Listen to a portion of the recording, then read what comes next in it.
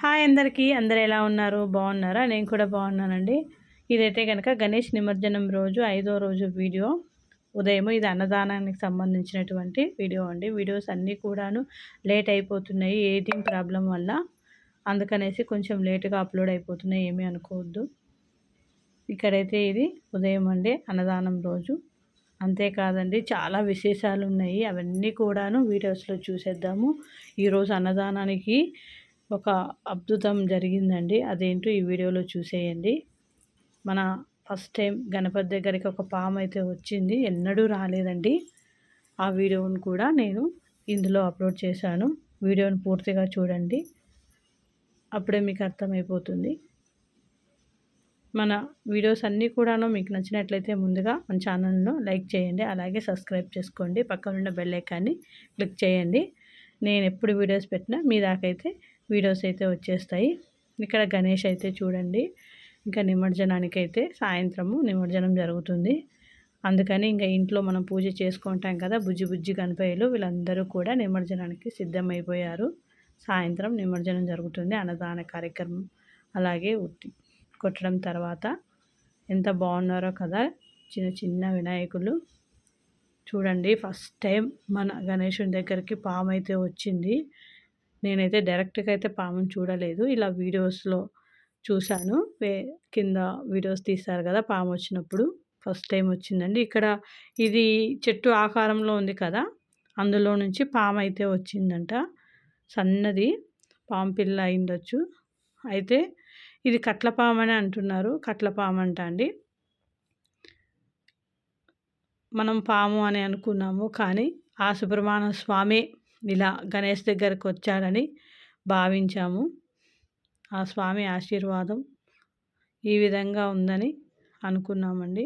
వినాయకుడు అలాగే సుబ్రహ్మణ్య స్వామి అన్నదాన కార్యక్రమంలో అయితే విజయవంతం చేయడానికి, మనల్ని ఆశీర్వదించడానికి ఈ రూపంలో వచ్చాడని భావించాము. చూడండి, ఈ పాముని అయితే చంపలేదండి, తీసేసి ఒక కవర్లో కట్టి పక్కనైతే వదిలిపెట్టారంట. ఫస్ట్ టైం ఇలా జరగడం అండి, అసలు ఎప్పుడు ఇన్నేళ్లలో జరగలేదు. ఆ స్వామివారే వచ్చారని భావిస్తాము. ఇంకా ఇక్కడైతే అన్నదానానికి సంబంధించి వంటలు అయితే పూర్తి అయిపోయాయండి. ఇవన్నీ కూడాను స్వామివారికి ప్రసాదంగా పెట్టి తర్వాత అన్నదాన కార్యక్రమం జరుగుతుంది. ముందుగా వంటలన్నీ పూర్తి అయిపోయిన తర్వాత పూజారి వచ్చిన తర్వాత స్వామివారికి పూజ చేసి తర్వాత నైవేద్యంగా పెట్టిన తర్వాత అన్నదానం అయితే జరుగుతుంది. ఇక్కడ అన్నదానానికి వచ్చేసి ఏమేమి చేశారో చూసేద్దాం. ఇది బగారా రైసు, ఇందులోకి ఆలు వంకాయ కర్రీ, అలాగే కేసరి అన్నము, పాపడాలు, సాంబారు, పచ్చడి ఇవన్నీ కూడాను చేశారండి. ఇంకా మేమందరము కూడా పూజకైతే రెడీ అయ్యి వచ్చేసాము. మంచిగా పంతులు గారు వచ్చిన తర్వాత ఇంకా పూజ అయితే స్టార్ట్ అయిపోతుంది. లాస్ట్ రోజు పిల్లలైతే పూజ చేస్తారు.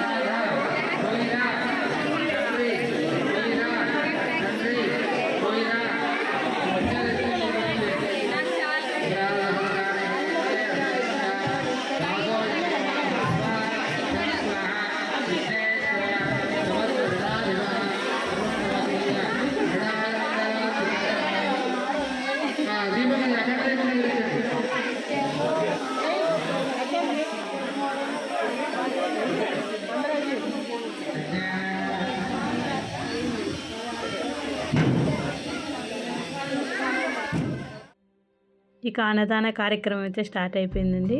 పాపడాలు, సాంబారు, వైట్ రైసు, అలాగే బగారా రైసు, అలాగే బగారా రైస్లోకి మిక్స్డ్ కర్రీ అండి, ఆలు వంకాయ కర్రీ, అలాగే దోసకాయ చట్నీ, స్వీట్కి వచ్చేసి కేక్.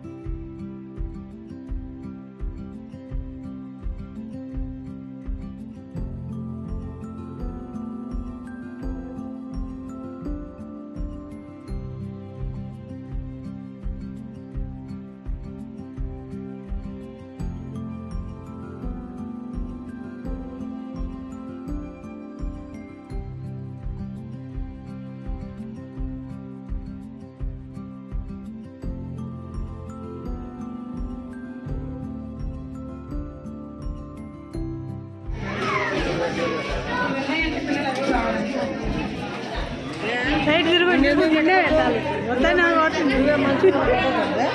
అదే కదా.